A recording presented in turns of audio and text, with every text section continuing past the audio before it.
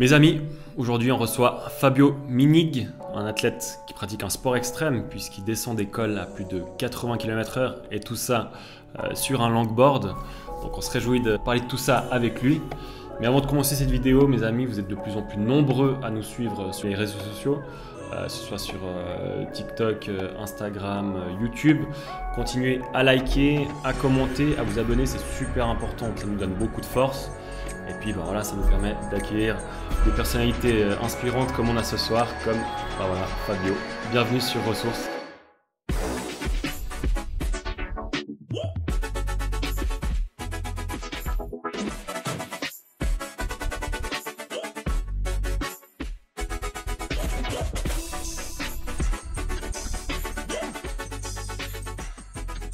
Est-ce que tu peux te présenter? J'ai fait une petite présentation, mais ça ne définit pas la personne que tu es. Est-ce que tu peux un peu te présenter qui tu es et surtout ce que tu fais? Pourquoi tu es sur Ressources aujourd'hui? Je m'appelle Fabio Minig, j'ai 26 ans. J'ai travaillé comme bûcheron pendant longtemps. Là maintenant, je donne des cours de ski l'hiver. Je fais du longboard de descente depuis... Ça va faire 13 ans cette année. En fait, j'adore tout ce qui me procure des bonnes sensations et tout ça. Et voilà. Ce qui m'intéresse, déjà, est-ce que tu peux définir ce que tu fais? Quelle est ta pratique? Je pense qu'il n'y a pas tout le monde... Si on voit une vidéo, on comprend, mais comment tu peux la définir, ta pratique? En fait, le concept, c'est simple. C'est une planche en bois, et avec des axes, des roues, un skate, mais c'est pas vraiment comme un skate, c'est shapé plat. Et le but, en tout cas moi, de ce que je recherche, c'est descendre des cols. Et je cherche vraiment la vitesse, l'adrénaline de toute façon. Et cette sensation de glisse aussi Ouais, cette sensation de glisse. En fait, il y a la sensation de glisse quand tu vas vouloir déraper, mais tu as aussi l'adhérence. Et l'adhérence, c'est une sensation que j'adore, au fait. Quand tu plonges dans un virage et tu à la limite, tu sens qu'en fait, tes roues, elles sont à la limite et tu as la force centrifuge qui te tire comme ça. Et ça c'est franchement, c'est un kiff. Je peux faire un peu le parallèle avec le vélo. C'est vrai que quand tu prends la courbe, tout d'un coup, t'es à la limite du truc et ça te propulse presque. Ouais, exact. Ouais, ça, franchement, moi je trouve que c'est trop stylé. Je vois. Ma première question, c'est comment t'en es venu à ce sport? Parce que c'est pas du tout un sport commun. Il n'y a pas de fédération de ça. C'est quoi, comment tu t'informes au début? Je faisais de la course à pied. Et après, j'ai toujours aimé tester plein de sports, au fait. Je fais du tir à l'arc, de la grimpe, de la slack, tout plein de trucs. Et j'étais toujours au fait. J'avais envie de toujours plus et cette sensation, et j'avais vu des vidéos, je m'étais dit vas-y, j'ai envie de faire du vélo de descente et tout ça. Et au fait, j'étais jeune et ça coûtait super cher. Du coup, en regardant des vidéos de vélo de descente, j'étais tombé sur des vidéos de skate de descente et d'un coup je me suis dit mais ça a l'air vraiment stylé. Je m'étais acheté une planche et après au fait du coup j'étais le seul dans la région à avoir commencé et j'avais regardé des vidéos. Après je m'étais entraîné un peu pour moi et j'étais beaucoup tombé parce que je faisais faux. Ouais. Et du coup, c'est comme ça, de fil en aiguille. Je m'étais d'abord j'avais été avec un petit skate du skatepark. Après, j'avais acheté un cruiser. Et après, de fil en aiguille, je m'étais toujours renseigné un peu à gauche, à droite. Après, j'étais tombé sur différentes communautés en Suisse, au fait. Justement, il y a des communautés. C'était un peu ma question. Il y a un peu des communautés, ouais. Là, comment tu as accès à ces personnes au début? Moi, j'étais tombé sur des groupes Facebook, au fait. Ah ouais. Et du coup, j'avais contacté. Après, on s'était vu. Et à force... Ça crée un peu tu crées un peu ton petit réseau, ta petite famille, tes connaissances. Vu que c'est un monde tout petit, dès qu'il y a un nouveau, ça parle très vite. Il est là, ils te mettent dans un groupe et après tu vois les sessions qui sont organisées et tout ça. Et de fil en aiguille, t'intègres le truc, le cercle. Quand tu commences, toi j'imagine, tu vois un peu des vidéos sur YouTube, des mecs qui font ça, qui ont quand même de l'expérience. Il y a quand même un gap entre le fait d'aimer ça et faire un col. Comment tu passes de tu découvres le sport à tac, tu fais ta première descente sur un col?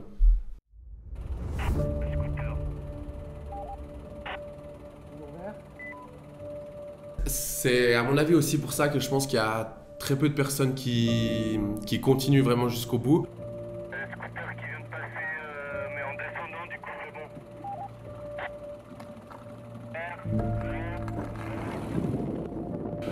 Parce que comme tu dis, tu vois une vidéo, tu dis ça a l'air trop super, t'achètes une planche. Parce qu'en vidéo ça a l'air facile, enfin je sais pas si ça a l'air facile, mais souvent tu te dis ouais ça a l'air tranquille, tu poses ta main, tu pousses, ça freine. Et au fait tu commences et au fait tu te rends compte que c'est pas du tout facile. Et le problème aussi c'est qu'il y a pas de structure, il n'y a pas une route où tu peux aller t'entraîner. Si tu tombes, c'est des matelas de chaque côté, il n'y a pas de voiture, rien. Et du coup, bah moi j'avais vraiment... Je m'étais entraîné d'abord à plat dans un garage, et après j'avais été petit à petit au fait sur les routes. Et c'est à mon avis là que ça trie beaucoup de personnes parce qu'au fait bah, tu te fais facilement très mal, très peur. Et à mon avis c'est soit tu croques dans le truc et t'es pris par la passion et tu vas aller jusqu'au bout et t'es prêt à... C'est pas sacrifier mais t'es prêt à donner de ta personne au fait. Soit au bout d'un moment tu te dis ouais bon... Tu franchis pas ouais, au fait, pas l'extra mile. Il y a un palier à franchir, la base, les gens ils le font assez facilement. C'est soit t'acceptes de te faire mal et d'avoir un peu peur, et soit t'acceptes pas et au fait tu passes pas le palier et du coup tu accèdes pas plus haut. Je vois tout à fait.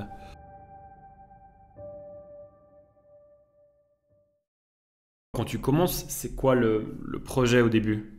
Qu'est-ce qui te pousse à faire ça? Parce que ce qui est assez surprenant, c'est que tu as une idée des sensations que tu peux avoir quand tu commences le truc, mais en fait, tu fais pas directement le col. Non, donc en fait, tu sais pas si tu aimes vraiment ces sensations. Ça, c'est sûr, ouais. C'est quoi le projet au début? Qu'est-ce qui te raccroche à ça? Au tout début, je prenais ma planche et j'avais pas encore la voiture et au fait, je partais seul, je montais au-dessus de chez moi des bouts de route et tout ça et au fait, ce que j'aimais au fait, c'était la satisfaction que ça te procurait.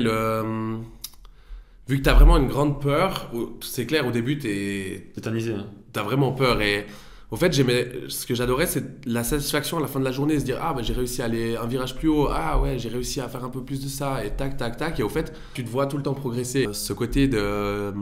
Tu prends ta planche, tu partais. Au fait, pour moi, je trouvais que c'était un peu l'aventure, vu que j'étais tout seul au début. Et que Là, tu avais à peu près 13 ans. En fait, quand tu commences, tu as 13 ans. Ouais, j'avais 12 ans, 12-13 ans. 12-13 ans. Au fait, j'adorais le petit côté aventure, vu que je regardais tout sur YouTube, je regardais une vidéo, après, paf, j'allais essayer. Je trouvais des nouvelles routes et tout ça. Et au fait, c'est ça que j'aimais bien. Est-ce qu'aujourd'hui, avec toutes les descentes de col que tu as fait, c'est vrai que j'ai vu sur ton Insta, il y a beaucoup. Ce qui est bien, c'est que tu documentes beaucoup. Je pense que ça intéresse beaucoup de gens. Est-ce que tu as toujours cette adrénaline ou bien elle s'estompe un petit peu avec l'habitude, on va dire? Ça, c'est une très bonne question. Au tout début que tu commences, le moins de trucs, tu arrives en bas parce que tu es tellement à fond, tu es là, waouh, c'est trop beau et tu as vraiment un énorme boost. Et au fait, à force, et c'est ça qui est un peu pervers, à force, plus tu continues, plus quand tu arrives en bas, c'est moins trop beau. Et c'est plus, ah ouais, c'était cool, nanana. Tu as une autre satisfaction, en fait. Mais moi, là, maintenant, je me rends compte que ça commence et que je dois faire attention avec ça parce qu'au fait, ça commence à... Des fois, j'ai envie de retrouver c'était cool. Et du coup, c'est bien parce qu'au début, tu pousses, mais au bout d'un moment, tu arrives à quand même... ça devient quand même limite.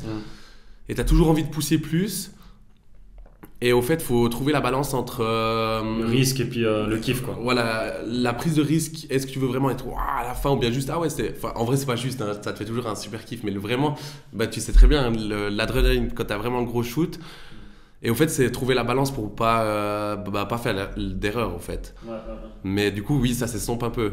Tu as un autre plaisir, au fait. Tu vas plus dire, ah ouais, j'ai pris des bonnes trajectoires. Au tout début, tu disais plutôt, ah ouais, je suis pas tombé de la descente, trop bien. Et maintenant, c'est plutôt, ah ouais, j'ai pris des bonnes lignes, c'était là, parfait. C'est un peu plus la technique, la performance pure, on va dire. La performance pure, au fait, qui va te faire plus kiffer. Et au début, juste arriver en bas sans t'être fait trop peur, c'était le kiff total. Mais ouais, du coup, ça s'estompe un peu. Ouais, je comprends, j'imaginais bien. Est-ce que tu as essayé d'autres sports extrêmes? Est-ce que tu aimerais te diversifier à l'avenir? Ou pas forcément, c'est vraiment que cette pratique pour toi? Non, alors non, pas du tout. Moi, j'adore tester plein de choses parce que depuis tout petit, au fait, mon père, il nous a toujours direct mis sur les skis. Après, on a été à faire de la grimpe avec lui. Il nous faisait faire des sauts pendulaires. Il nous faisait... Je pense que ça vient aussi, en vrai, si je réfléchis bien, je pense que l'envie de l'attirance vers... tout type de sport. Tout type de sport, ça vient aussi de ma famille et mes parents. Je suis quelqu'un de curieux et j'adore découvrir les nouvelles choses. Au fait, apprendre de nouvelles choses. Et j'aimerais bien, là, je suis en train de passer ma licence de parachute. Et par la suite, une fois que j'ai fait les projets que j'avais encore à faire en skate, au fait, j'aimerais bien me lancer après le parachute à faire du base jump. En fait, j'ai l'impression que c'est la suite logique qui m'attire.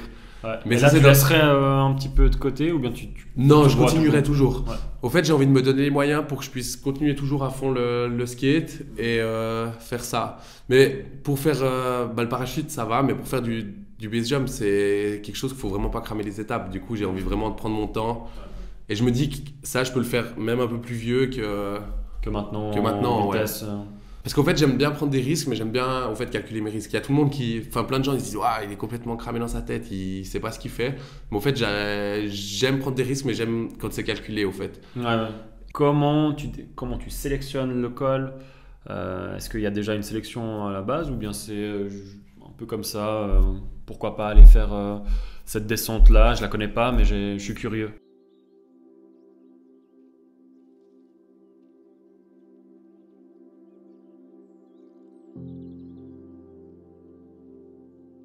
Comment tu fais? Est-ce que c'est quand même il y a une sorte d'organisation là-dedans?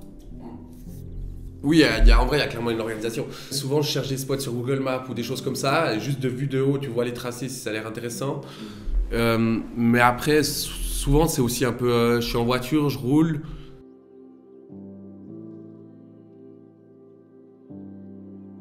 Je fais une route, mais je vais pas pour skater. D'un coup, je descends à un endroit et je me dis, ah ouais, là, ça peut être trop bien, je mets un point sur la map. Et après, tu regardes la qualité de la route, tu regardes, il peut y avoir plein de choses. En fait, je me lance jamais à l'aveugle dans un col.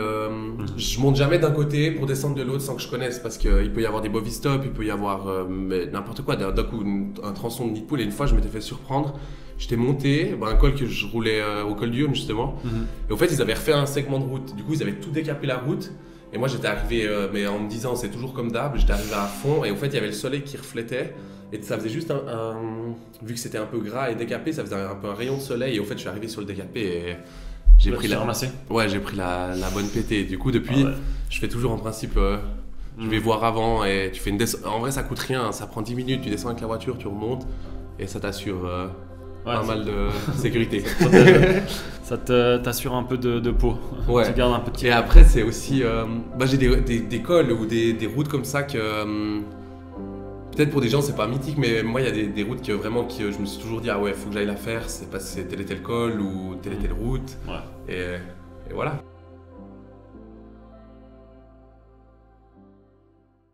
J'imagine bien qu'il y avait cette organisation, que tu te lançais pas à l'aveugle dans une descente. Est-ce que tu as une équipe qui est avec toi ou c'est pas nécessaire d'avoir une équipe tout le temps autour de toi? Un team Ouais, exactement. qui m'aide. Voilà, exactement, quelqu'un qui. En général, on est toujours avec des potes. Au tout début, j'allais seul, mais du coup, tu faisais du stop ou tu montais à pied. Et là, maintenant qu'on est plusieurs, on va toujours avec des potes et comme ça, tu remontes en voiture. C'est pas très écologique, mais voilà. Tu remontes en voiture et on envoie toujours une voiture devant et on a une oreillette au fait. D'accord. Ça te garantit pas une sécurité à 100%, mais au moins tu sais ce qui vient à peu près et tu peux faire attention. C'est pour ça que dans certaines vidéos, d'un coup, tu coupes les virages comme un fou, tu te dis ah mais il va se tuer. Alors tu sais En fait, je sais qu'il n'y a pas de voiture devant. Après, il faut jamais se fier à 100% parce qu'il peut y avoir une voiture qui s'est rentrée dans un chemin ou quelque chose comme ça, mais je sais toujours ce qui arrive. Du coup, si j'entends voiture, là tu te lèves, tu te mets de côté et tu calmes le jeu. Et tu fais comment pour freiner? Enfin, c'est avec le pied. Est-ce que tu peux freiner aussi avec les mains comme quand tu fais un virage? Tu peux freiner, déjà quand tu te lèves. Après, si avant tu prends l'air, ouais, tu prends l'air, ça freine beaucoup. Enfin, beaucoup, ça te freine bien. Et après, moi, je mets toujours dans la planche en travers. Tu peux freiner avec le pied, mais je freine avec le pied en cas de vraiment urgence où ça devient vraiment fin et t'as plus la place pour freiner. Mais c'est rare parce que c'est plus difficile au niveau de l'équilibre, je pense, mettre un pied à terre et puis l'autre. Le problème, c'est que du moment que tu délestes, d'un coup, tu viendrais à taper une pierre avec l'avant et la planche, elle fait ça. Et tu freines quand même beaucoup plus vite sur les 4 roues qu'avec ton pied. Et justement, quand tu as déjà eu des expériences, j'imagine que tu es tombé, c'est souvent quoi? C'est des présences de pierres sur la route? Au tout début, c'est un manque de technique et tu fais des erreurs. Mais maintenant, ouais, ça peut être tu roules comme ça. D'un coup, il y a une pierre, tu la vois pas, elle tape et ta planche, au fait, elle te fait tac tac et tu tombes. Ou ça peut être, en vrai, ça peut être vraiment plein de petits détails. En fait, tu es tellement à une vitesse élevée.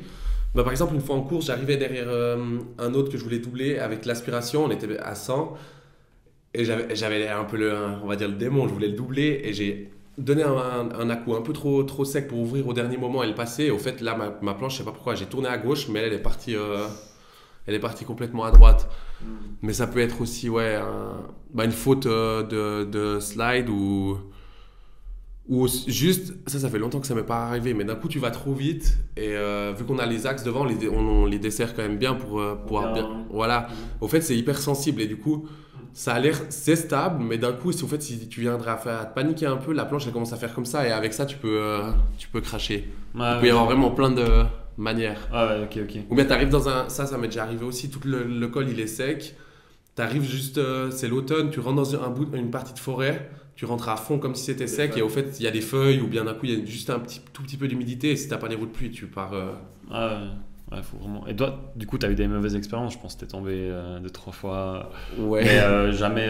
Tu te protèges, t'as quoi comme habit pour te protéger de ça? En compétition, on roule avec les combinaisons en cuir. En compétition, donc il y a un format de compétition. Il y a un format de compétition, ouais. Mais ça, Là, c'est organisé. Ça, c'est organisé officiellement, il y a tout qui est protégé, tout ça. Ouais. Là, on roule en combinaison en cuir. Et sinon, si je roule pour moi, je mets les genouillères, le casque, les gants. En vrai, c'est le strict minimum. Mais tu vas me dire, c'est peut-être bête, mais par expérience, au final, si t'as beau mettre tes genouillères, je les mets quand même, mais t'as beau mettre tes genouillères, si tu tombes à pleine vitesse, tu tapes les genoux, ça va te sauver d'une fracture, mais après, elle s'enlève. Et au fait, le problème, surtout, c'est où tu vas impacter. Parce que si tu tombes sur la route, ben, en principe, si tu es déjà tout près de la route, tu vas te faire une bonne brûlure. Mais le problème, c'est vraiment où tu vas t'arrêter, où ton corps il va s'arrêter, au fait. Si c'est un poteau, un arbre ou des choses comme ça. C'est ça le plus dangereux en fait, parce que te faire brûler, bah oui, ça fait fait mal, mais tu t'en meurs pas quoi. Voilà, c'est ça. Tandis que c'est l'impact, le choc qui peut être fatal quoi. Ce qui peut être fatal, ouais. Moi, je pense que le plus dangereux, en tout cas pour moi, et c'est peut-être parce que j'ai eu une mauvaise expérience avec ça, pour moi, c'est les rambardes de sécurité. C'est comme les motards. Ouais. Pour moi, les rambardes de sécurité, c'est un appel. Pourquoi Mais parce qu'une fois, j'étais tombé. Et j'ai glissé. Et en fait, on apprend aussi à tomber. Tu tombes et tu sais, t'arrives à te rattraper parce qu'on a des plaques. Et du coup, tu glisses. S'il y a le pré, ben, tu pars dans le pré. Et là, je glissais. Et au fait, j'ai été taper les jambes. Non, heureusement. Les jambes dans la rambarde et ça m'avait pété le fémur et disloqué les genoux. Okay. Et du coup, si tu viens de rattraper avec la tête, ta tête, ça te fait le coup du lapin. Et... Je pense qu'avec l'expérience, t'apprends à chuter, enfin t'es obligé quoi. T'es obligé, ouais. Sinon tu t'exposes trop à... C'est ça, au fait. Au fait, avec l'expérience, ben, c'est comme un gars qui fait du skate en skatepark. Si tu tombes tout le temps tendu les jambes et tout ça, tu vas te faire mal. En fait, il faut se laisser tomber et juste essayer de se rattraper au mieux pour éviter les rames. En fait, délester ton corps du sol avec les souliers, t'appuies pour te lever un peu sur les gants aussi. Et au fait, après, faut avoir le moins de surface qui frotte au sol quoi. Voilà. Ouais. Et pas aller impacter dans... Ouais. Mais après, en fait, je me dis plus, ah ouais, peut-être je peux tomber. Je me dis juste que je dois pas tomber. C'est vrai. Ouais, vraiment. Parce que ça peut être fatal si tu tombes. Ouais, clairement. Je pense que. Et au fait, du moment en fait, que j'ai cette peur qui me vient, parce que ça m'arrive de toute façon, du moment où, au fait, d'un coup, parce qu'il y a des jours, au fait, il y a des jours, t'es à fond et tu doutes jamais de toi. Et il y a des jours, je sais pas, t'as des soucis personnels ou des autres choses comme ça. Et j'ai fait plusieurs fois, tu fais une descente et d'un coup, tu es là, ah ouais, ce rocher-là, tu commences à regarder les rochers sur le côté, ah ouais, là, il y a une rambarde et tout ça. Et c'est... Avant, je me disais, c'est parce que j'ai pas le niveau, mais maintenant, en fait, j'arrête et je roule pas de la journée. Justement, c'est une question que j'avais. Comment tu fais pour ressentir ça? Tu dis, je suis pas dans un bon jour, donc je préfère arrêter, pas prendre de risques pour rien. Parce que c'est vrai que c'est un peu le discours qu'ont les base jumpers ou des gens qui pratiquent des sports extrêmes. Ils ont la capacité à le ressentir. Toi, c'est sur quoi? C'est juste une sensation générale? T'arrives pas à mettre des mots dessus ou... Ça a souvent été un échappatoire, au fait, pour mes soucis personnels et tout ça. Parce que quand tu descends, tu penses en fait, tu peux pas penser à autre chose. Et ça, j'ai toujours beaucoup aimé. Il y a des jours, je me sentirais comme invincible et tu réfléchis à rien. Il y a tout qui passe bien, c'est parfait et tout ça. Et au fait, il y a des jours, tu montes sur ta planche. C'est pas forcément que tu as des soucis personnels à côté, mais tu montes sur ta planche et du moment que j'ai des pensées parasites, ben je me dis, il faut que je m'arrête. Parce qu'à chaque fois, par expérience, à chaque fois que j'ai eu des pensées parasites, à chaque fois, je me suis... Tu te craches ou tu te fais vraiment peur et c'est pas le but. Du coup, je préfère arrêter et me dire, je viendrai une autre fois que de pousser trop loin. Mais c'est vraiment ça. Et au fait, je le sens surtout au fond de moi. Ouais, tu doutes. En fait, tu doutes de toi. Tu doutes de tes capacités. Tu doutes... En fait, comme je le vois là, hein, ce que tu me dis, c'est un peu une échappatoire. Ouais. Mais il faut pas que tes soucis prennent le dessus en fait. C'est ça. C'est un peu une balance entre les deux. C'est une balance. Soit tu vas et ça te fait trop du bien. T'es là, ouais. Parce que quand tu descends, vraiment, c'est impossible de penser à autre chose que ça. Même des fois, tu mets la musique. T'arrives en bas, tu sais même plus ce que t'écoutais. T'es tellement dans ton truc. Ouais, c'est ça. Mais du coup, je pense du moment que comme tu dis, du moment que tu descends et que les pensées prennent le dessus, c'est qu'il faut vraiment que tu rentres chez toi et pas que tu fasses le débile. Et toi, tu l'acceptes ça? C'est assez facile pour toi de. C'est quand même un lâcher prise, tu vois. Tu te dis, dommage, j'ai pas fait cette dernière descente. Tu l'acceptes? Bah, au début pas. En vrai, sincèrement, au début pas. Au début, je forçais et ça m'a un peu, je pense, joué des tours. Et maintenant, ouais, je l'accepte parce qu'au fait, je me rends compte que je suis pas invincible et que j'aime la vie. Et au fait, j'ai pas envie de. J'adore ce sport, mais j'ai pas envie de me retrouver en chaise roulante par pure une question d'ego. De se dire, ah non, mais moi je suis le boss, j'ose descendre, c'est bon, j'y vais parce que ça fait la 50e fois que je la descends. En fait, j'arrive. Je pense que ça m'a donné aussi un côté très humble ce sport, au fait. Accepter que. Bah, si c'est comme ça, c'est comme ça. C'est pas parce que tu l'as fait 100 fois que la 121e fois, tu vas te. Que tout passe, au fait. Au début, je l'acceptais pas et maintenant, en fait, ça m'a appris à me connaître moi et à être humble, au fait. Et puis pas avoir d'un problème d'ego avec ça, au fait. Et j'ai l'impression que j'ai pas grand chose à prouver vis-à-vis de ça et du coup, je préfère rentrer chez moi, me poser, regarder un film et me dire, ah ouais, c'était quand même cool, que de rentrer à l'hôpital et t'as la jambe cassée et après tu te dis, ah mais je suis trop con, j'aurais dû m'écouter. Et ça m'était déjà arrivé plusieurs fois à me dire, ah mais je suis trop con, j'aurais dû m'écouter. Et je m'en voulais tellement que ça sert à rien, en fait. T'as plus de regrets après que, Ouais. que c'était la bref, le col. Et justement, t'as eu des amis, t'as vu des gens qui prenaient trop de risques selon toi? Bon, on va parler honnêtement, peut-être qu'ils ils entendront, hein. Mais moi, il y a des personnes que je roule avec, ils sont derrière moi ou ils sont devant moi, je me poserai jamais aucune question, je suis 100% serein. Et il y a d'autres personnes, typiquement, que j'ai l'impression on va parler d'ego, parce que clairement, c'est ça, qu'on n'a pas réglé, à mon avis, ce problème-là. Et au fait, avec certaines personnes, j'ai vraiment peur, ouais. Parce que j'ai l'impression que l'ego prend plus le dessus que la conscience. Et du coup, je suis pas serein à qu'ils te suivent et d'un coup ils se disent, ah vas-y, je le passe là, même qu'il y a eu parce que certains c'était ça, tu te disais, t'entends des voitures et du coup tout le monde se lève et l'autre il est un peu derrière, il se dit vas-y, je fonce maintenant. Et au fait, pour moi c'est complètement insensé. Du coup, oui, je pense qu'il y a des personnes qui devraient plus s'écouter et je pense que c'est un sport, si tu veux durer, il faut t'écouter. Parce que au début, quand t'es pas très rapide, tu tombes, ça te fait une brûlure, mais au bout d'un moment, si tu te scindes dans un mur, tu te scindes dans le mur. Du coup, C'est ça. je pense que si t'aimes ton sport, il faut s'écouter si tu veux continuer. Tout à fait. Et est-ce que toi, t'as eu des amis qui ont eu des accidents très graves, qui ont même perdu la vie, ou t'as la chance de pas avoir vécu ça?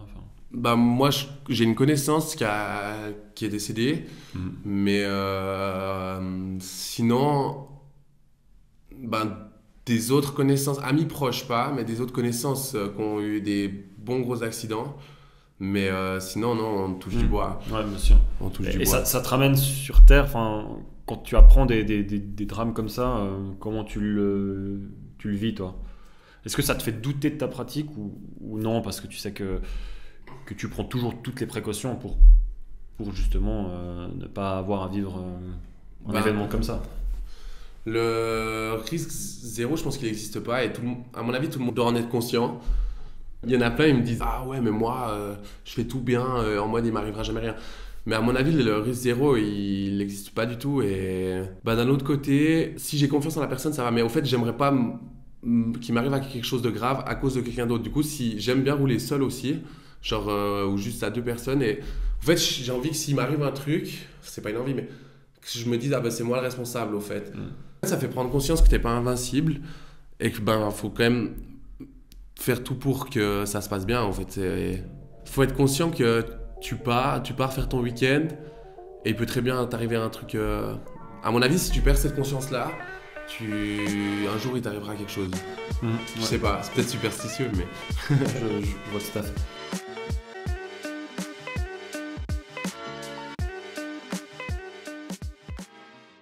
C'est la fin de ce premier épisode. Dans la deuxième partie de l'émission, Fabio nous parlera des formats de compétition des courses, de l'argent, du regard social, des problèmes avec les riverains quant à sa pratique et de ses objectifs futurs en dehors du longboard. Abonnez-vous à Ressources.